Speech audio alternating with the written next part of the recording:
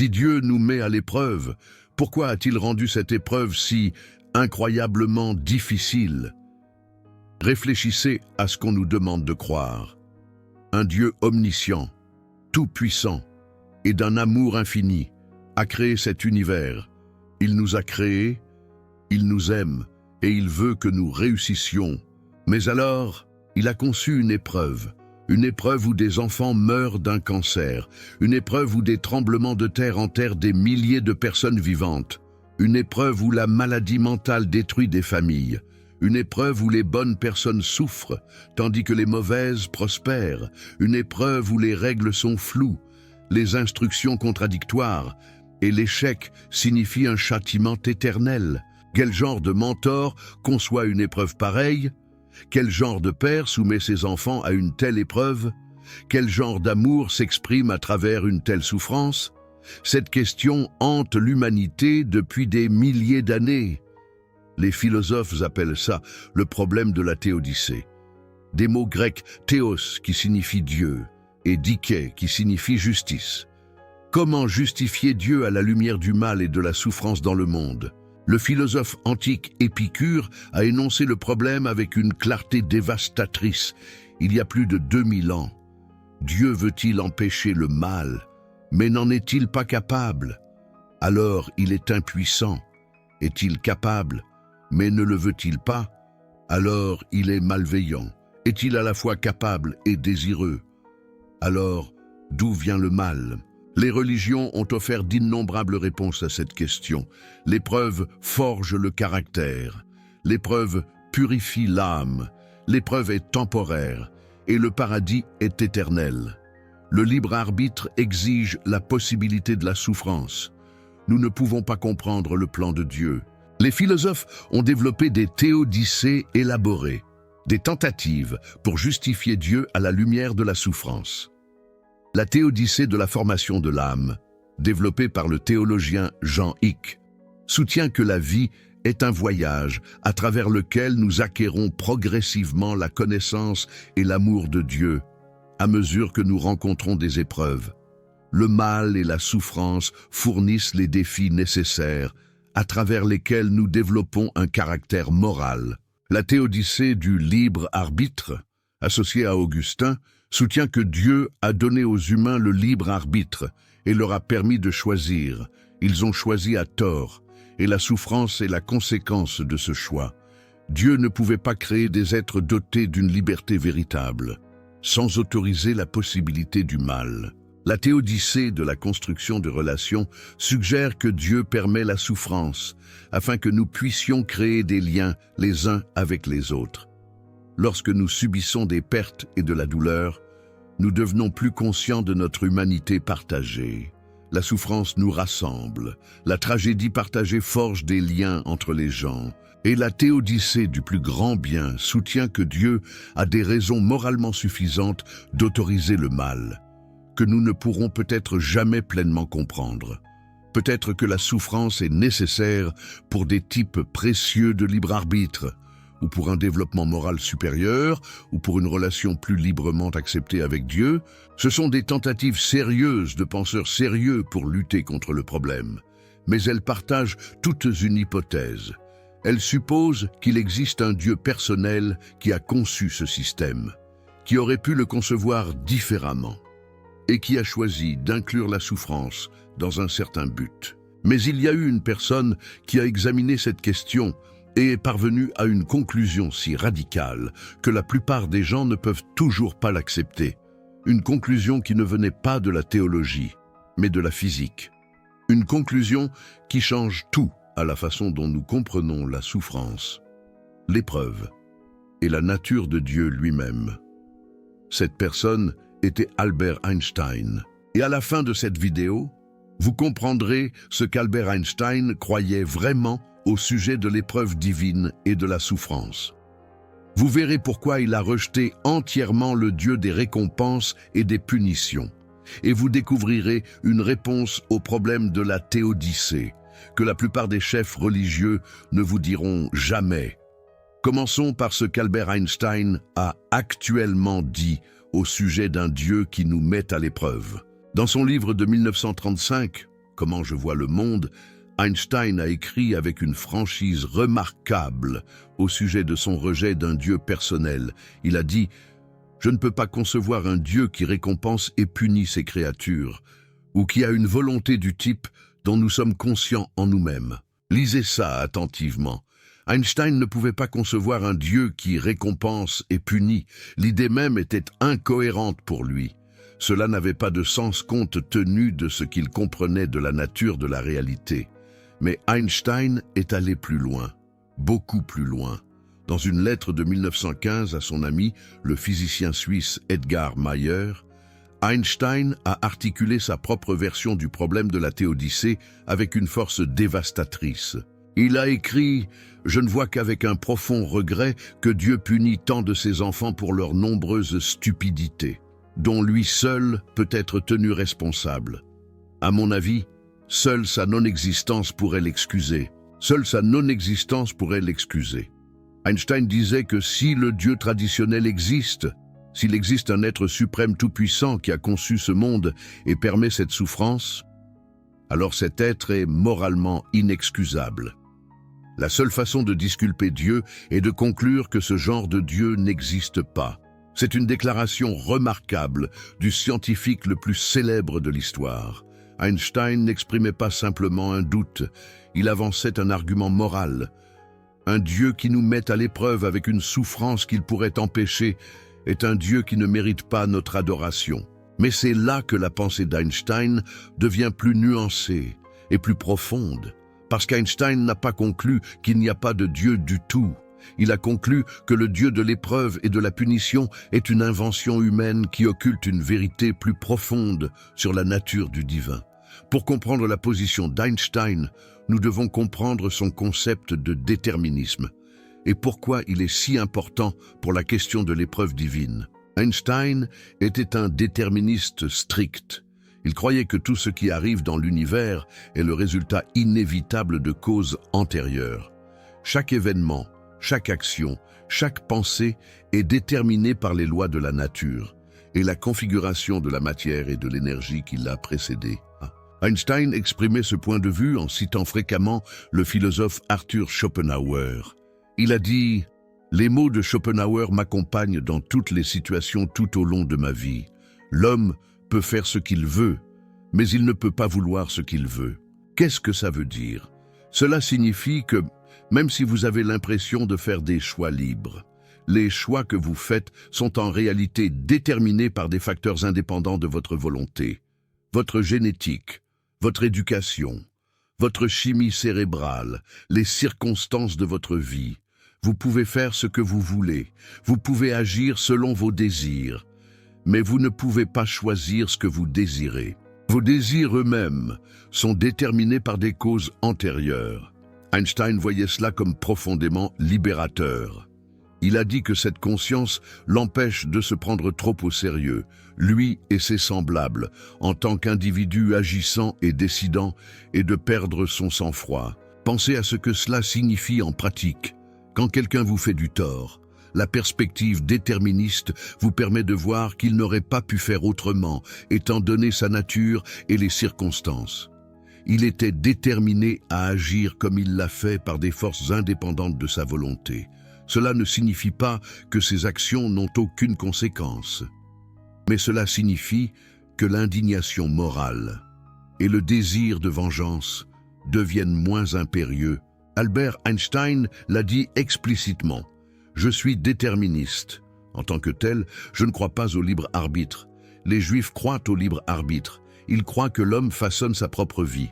Je rejette cette doctrine philosophiquement. À cet égard, je ne suis pas juif. C'est une déclaration frappante, venant de quelqu'un né dans une famille juive. Einstein était prêt à rejeter un principe central de sa tradition religieuse, parce qu'il croyait que la physique et la philosophie pointaient dans une direction différente. La preuve du déterminisme, telle qu'il la voyait, était plus convaincante que la doctrine religieuse du libre arbitre. Mais voici pourquoi cela importe pour la question de l'épreuve divine. Si les êtres humains n'ont pas de libre arbitre libertaire, si nos actions sont déterminées par des causes antérieures, alors nous ne pouvons pas être moralement responsables de ces actions. De la manière dont la religion traditionnelle l'affirme, nous ne pouvons pas mériter de punition pour des péchés que nous étions destinés à commettre. Nous ne pouvons pas mériter de récompense pour des vertus que nous étions destinés à développer. Einstein l'a déclaré explicitement. Il a dit qu'un Dieu qui récompense et punit est inconcevable pour lui, pour la simple raison que les actions d'un homme sont déterminées par la nécessité, externe et interne, de sorte qu'aux yeux de Dieu, il ne peut pas être responsable, pas plus qu'un objet inanimé n'est responsable des mouvements qu'il effectue. C'est la réponse d'Einstein à la question de savoir pourquoi Dieu rendrait l'épreuve si difficile. Dieu n'a pas créé d'épreuve du tout, parce qu'une épreuve implique que l'être testé pourrait réussir ou échouer en fonction de ses choix. Mais si nos choix sont déterminés, si nous ne pouvons pas vouloir ce que nous voulons, alors il n'y a rien à tester. Nous ne sommes pas examinés. Nous nous déployons simplement selon les lois de la nature. Tout le cadre de l'épreuve, du jugement, de la récompense et du châtiment s'effondre une fois que vous acceptez le déterminisme. Ce n'est pas que Dieu ait rendu l'épreuve trop difficile, c'est qu'il n'y a jamais eu d'épreuve au départ. Le concept d'une épreuve divine est une invention humaine, basée sur l'illusion du libre arbitre. Mais cela soulève une question évidente. S'il n'y a pas d'épreuve divine, s'il n'y a pas de Dieu qui récompense et punit, alors quel est l'intérêt de la souffrance?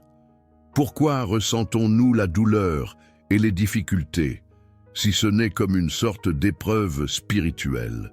La réponse d'Einstein s'inspire de la philosophie de Baruch Spinoza, le philosophe hollandais du XVIIe siècle, qu'Einstein admirait plus que tout autre penseur. Spinoza enseignait que Dieu et la nature sont une seule et même chose. Il n'y a qu'une seule substance dans l'univers. Et cette substance est ce que nous appelons Dieu ou nature. Tout ce qui existe, y compris les êtres humains, est un mode ou une expression de cette unique substance infinie. Spinoza a été excommunié de la communauté juive d'Amsterdam en 1656 pour ses idées. Le document d'excommunication était brutal. Il le maudissait de toutes les malédictions écrites dans la Torah. Il interdisait à tout juif de lui parler, de faire des affaires avec lui, ou de se tenir à moins de 4 coudées de lui. Son crime était sa philosophie. Mais Einstein trouvait les idées de Spinoza libératrices, plutôt qu'hérétiques. Il a dit « Je suis fasciné par le panthéisme de Spinoza. J'admire encore plus ses contributions à la pensée moderne. » Spinoza est le plus grand des philosophes modernes, parce qu'il est le premier philosophe qui traite l'âme et le corps comme un seul, et non comme deux choses séparées. L'âme et le corps comme un seul. Pas une âme séparée testée dans un corps temporaire, pas une étincelle divine emprisonnée dans la chair, attendant le jugement, mais une réalité unifiée, s'exprimant à travers d'innombrables formes. Dans la vision de Spinoza, Dieu ne se tient pas à l'extérieur de l'univers, le jugeant, Dieu est l'univers. Dieu ne conçoit pas d'épreuves pour les créatures. Dieu est le processus par lequel les créatures émergent, se développent et retournent au tout. Dieu ne choisit pas d'autoriser la souffrance. La souffrance fait partie de l'ordre naturel, partie de la façon dont la réalité se déploie selon ses propres lois. Einstein a explicitement embrassé cette vision. Il a dit « Je crois au Dieu de Spinoza, qui se révèle dans l'harmonie légale du monde, pas dans un Dieu qui se soucie du destin et des agissements de l'humanité. L'harmonie légale du monde, pas la surveillance critique d'un examinateur cosmique. Le Dieu d'Einstein ne teste pas. Parce que tester implique une séparation entre le testeur et le testé, qui n'existe pas dans le monisme de Spinoza. Nous ne sommes pas testés par Dieu, nous sommes des expressions de Dieu, nous sommes l'univers s'expérimentant à travers des formes particulières, pour des périodes de temps particulières. Si vous êtes arrivé jusqu'ici, vous êtes clairement intéressé à comprendre comment le plus grand physicien de l'histoire a abordé les questions les plus profondes de l'existence humaine. Ce type de recherche et d'analyse demande un travail sérieux. Si ce contenu a de la valeur pour vous, Envisagez de soutenir cette chaîne grâce à Super Thanks. Votre soutien rend ce travail possible et signale que vous voulez plus de contenu qui prend ces questions au sérieux. Maintenant, laissez-moi aborder l'objection évidente. S'il n'y a pas d'épreuve, si la souffrance fait simplement partie de la nature, cela rend-il la souffrance dénuée de sens? La vision d'Einstein nous laisse-t-elle avec un univers froid et indifférent, où la douleur n'a pas de but? C'est là que le concept d'Einstein de sentiment religieux cosmique devient important.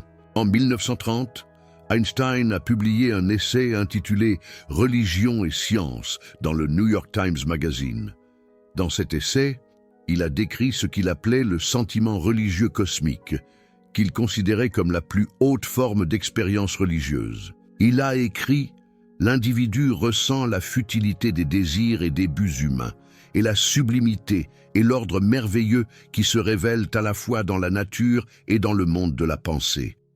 L'existence individuelle l'impressionne comme une sorte de prison, et il veut expérimenter l'univers comme un seul tout significatif. Pour Einstein, le sens de la souffrance n'est pas qu'elle nous teste pour un futur jugement. Le sens de la souffrance est qu'elle peut nous éveiller à notre connexion avec le tout. Elle peut briser l'illusion d'optique de la conscience qui nous fait nous sentir séparés du reste de l'existence. Elle peut nous motiver à élargir notre cercle de compassion pour embrasser toutes les créatures vivantes.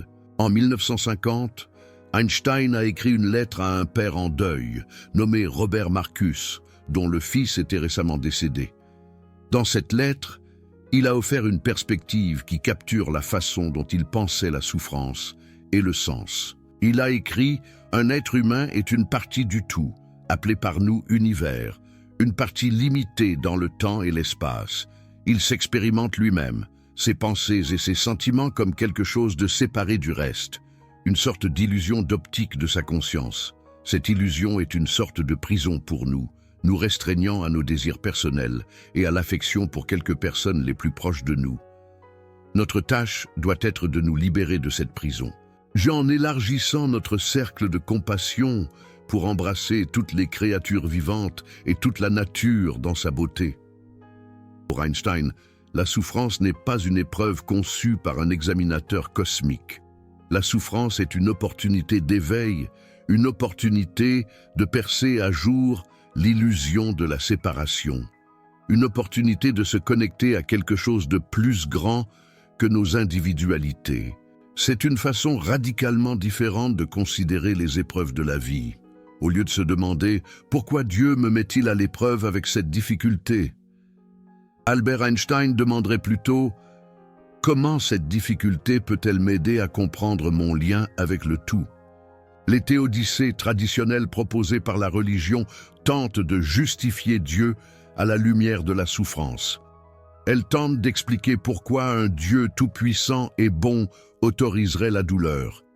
Elles proposent des théories de fabrication de l'âme qui affirment que la souffrance forge le caractère. Elles offrent des défenses du libre arbitre qui disent que Dieu devait autoriser la possibilité du mal pour nous donner un véritable choix. Elles offrent des promesses eschatologiques qui disent que tout sera réparé dans l'au-delà. Albert Einstein rejetait toutes ces idées, les considérant comme fondées sur une incompréhension fondamentale. Il n'y a pas de Dieu personnel à justifier. Il n'y a pas d'examinateur cosmique qui a conçu des épreuves. Il n'y a que l'univers qui se déploie selon ses propres lois, s'exprimant à travers des formes infinies, y compris des formes qui souffrent. Mais cela ne signifie pas que la souffrance est dénuée de sens. La souffrance peut être une porte d'entrée vers la compréhension. La souffrance peut motiver la compassion. La souffrance peut dissoudre les barrières entre le soi et l'autre. La souffrance peut nous éveiller au sentiment religieux cosmique qu'Albert Einstein considérait comme la forme la plus élevée d'expérience spirituelle. Albert Einstein croyait également que notre comportement éthique ne devrait pas dépendre d'épreuves cosmiques ou de récompenses divines. Il disait « L'homme serait vraiment malheureux s'il devait être retenu par la peur du châtiment et l'espoir de la récompense après la mort. » C'est une affirmation frappante. La plupart des religions enseignent que le comportement moral est motivé au moins en partie, par la promesse du paradis et la menace de l'enfer. Mais Albert Einstein voyait cela comme une forme primitive d'éthique, basée sur l'intérêt personnel plutôt que sur une compassion véritable. Il continuait: le comportement éthique d'un homme devrait être fondé efficacement sur la sympathie, l'éducation, les liens sociaux et les besoins. Aucune base religieuse n'est nécessaire. Pour Albert Einstein, nous devrions être bons, non pas parce que Dieu nous observe et nous jugera, mais parce que nous sommes connectés à d'autres êtres et que leur souffrance nous affecte. La compassion devrait naître naturellement de la compréhension de notre lien avec le tout, et non de la peur d'un châtiment cosmique. Cela nous amène au niveau le plus profond de la réponse d'Albert Einstein à la question de savoir pourquoi Dieu rend l'épreuve si difficile. La question suppose un cadre qu'Albert Einstein rejetait entièrement. Elle suppose un Dieu personnel qui conçoit des épreuves. Elle suppose un libre arbitre qui nous permet de réussir ou d'échouer. Elle suppose une récompense et un châtiment basés sur notre performance. Elle suppose que la souffrance fait partie d'un plan divin que nous comprendrons un jour. Albert Einstein a remplacé tout ce cadre par quelque chose de différent. L'univers n'est pas un terrain d'épreuve, c'est un processus de déploiement. Nous ne sommes pas des étudiants qui passent un examen, nous sommes des expressions du tout qui s'expérimentent. Il n'y a pas de juge qui tient le score. Il n'y a que l'harmonie légale de l'existence. La souffrance existe, non pas parce que Dieu l'a conçue comme une épreuve, mais parce que l'univers comprend des processus qui causent de la douleur. Les tremblements de terre résultent de la tectonique des plaques. Les maladies résultent d'agents pathogènes. La mort résulte de la nature des organismes biologiques. Ce ne sont pas des épreuves. Ce sont des caractéristiques du fonctionnement de la réalité. Mais dans ce cadre, il y a de la place pour un sens profond. Le sentiment religieux cosmique qu'Albert Einstein a décrit est une forme de transcendance qui ne nécessite pas de croire à des épreuves ou à un jugement surnaturel. Il naît de l'expérience directe de l'ordre et de la beauté de l'univers. Il motive le comportement éthique par la connexion plutôt que par la peur. Albert Einstein a trouvé une paix profonde dans cette compréhension. Lorsque son ami de toujours, Michel Bessot, est décédé en 1955, il a écrit à la famille de Bessot que la distinction entre le passé, le présent et le futur n'est qu'une illusion obstinément persistante. La mort n'était pas un échec à une épreuve, c'était simplement une limite au sein d'une existence qui, vue de l'extérieur du temps, reste éternelle. Quelques semaines plus tard, lorsqu'Albert Einstein lui-même a été confronté à la mort, il a refusé une intervention chirurgicale qui aurait pu prolonger sa vie. Il a dit « Je veux partir quand je veux. C'est de mauvais goût de prolonger artificiellement la vie. J'ai fait ma part. Il est temps de partir. Je le ferai avec élégance. » Sur son lit de mort, Albert Einstein n'a demandé que ses lunettes, ses instruments d'écriture et ses dernières équations. 12 pages de travail mathématique gisaient à côté de lui au moment de sa mort. Il travaillait toujours sur sa théorie du champ unifié, essayant toujours de comprendre la structure mathématique de la réalité. Il ne se préparait pas au jugement. Il n'avait pas peur d'une épreuve qu'il aurait pu échouer. Il était engagé dans le mystère de l'existence jusqu'à la toute fin, à 1h15 du matin, le 18 avril 1955. Albert Einstein a prononcé ces derniers mots. Ils étaient en allemand. L'infirmière de service ne parlait pas allemand. La signification des derniers mots d'Albert Einstein a été perdue à jamais. Il a pris 2 autres respirations et est mort à 76 ans. Il avait vécu selon sa compréhension. Il avait affronté la mort selon sa philosophie. Et il avait démontré qu'il est possible de trouver un sens et une paix sans le cadre de l'épreuve divine. Ce n'est pas l'attitude de quelqu'un qui croit qu'il est mis à l'épreuve, c'est l'attitude de quelqu'un qui a fait la paix avec la nature de l'existence. Quelqu'un qui voit sa vie comme une expression de quelque chose de plus grand. Quelqu'un qui ne craint pas le jugement parce qu'il ne croit pas en un juge. Voici ma question pour vous. Après tout ce que vous avez appris aujourd'hui, sur le rejet d'Albert Einstein, d'un Dieu qui met à l'épreuve, sur le déterminisme et la responsabilité morale, sur le sentiment religieux cosmique et la connexion au tout. Que croyez-vous? Commentez épreuve. Si vous croyez toujours que la vie est une épreuve divine, si vous croyez qu'il y a un but à la souffrance parce que Dieu développe votre âme, si le cadre religieux traditionnel a du sens pour vous, commentez pas d'épreuve. Si la vision d'Albert Einstein résonne avec vous, si vous croyez que la souffrance fait partie de la nature plutôt que d'un dessein divin, si vous trouvez un sens dans la connexion plutôt que dans un examen cosmique, commentez incertain. Si vous êtes quelque part entre les deux, si les arguments d'Albert Einstein remettent en question vos croyances, mais que vous n'êtes pas prêt à abandonner entièrement l'idée d'un but divin, je lis chaque commentaire. Je répondrai pendant les 2 prochaines heures. Dites-moi honnêtement, la perspective d'Albert Einstein a-t-elle changé votre façon de penser à la souffrance? Trouvez-vous sa réponse libératrice ou dérangeante? Je veux savoir où vous en êtes. La question de savoir pourquoi Dieu rend l'épreuve si difficile hante l'humanité depuis des millénaires. D'innombrables théologiens et philosophes ont essayé d'y répondre. D'innombrables croyants se sont débattus avec elle dans les moments les plus sombres de leur vie. Albert Einstein a offert une réponse différente. Pas une réponse qui explique pourquoi l'épreuve est difficile, mais une réponse qui remet en question l'existence même d'une épreuve. Peut-être que la souffrance n'est pas une épreuve. Peut-être que c'est simplement une partie de la réalité. Peut-être que le sens que nous y trouvons ne vient pas de la réussite ou de l'échec, mais de la façon dont cela nous relie les uns aux autres et à l'ensemble. Peut-être que la question elle-même est fausse. Peut-être devrions-nous cesser de demander pourquoi Dieu nous met à l'épreuve. Peut-être devrions-nous arrêter de chercher un examinateur cosmique qui aurait conçu nos tribulations. Peut-être devrions-nous cesser d'espérer une récompense qui rendrait toute cette souffrance valable et commencer à poser des questions différentes. Comment pouvons-nous répondre à la réalité avec sagesse et compassion? Comment pouvons-nous nous entraider face aux difficultés qui font simplement partie de l'existence? Comment pouvons-nous trouver un sens, non pas en réussissant une épreuve, mais en nous connectant à l'ensemble? Albert Einstein a trouvé un sens dans la compréhension.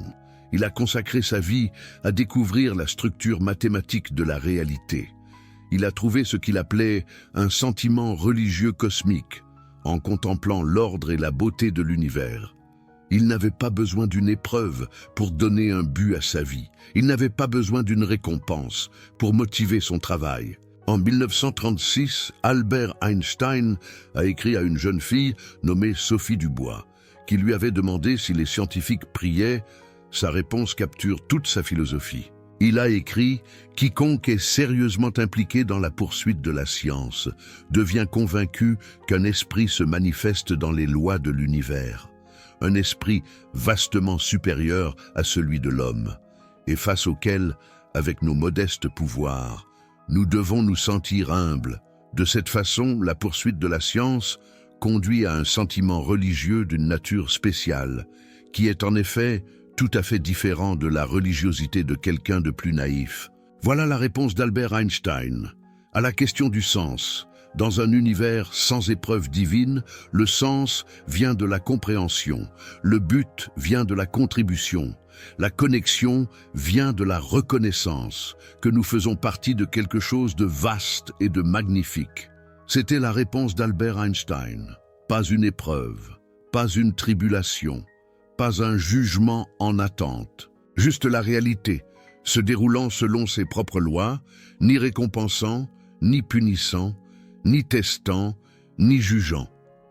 Et nous, au milieu de cela, trouvant notre chemin, apprenant à voir à travers l'illusion d'optique de la séparation, apprenant à élargir notre cercle de compassion, ensemble, et peut-être que c'est suffisant.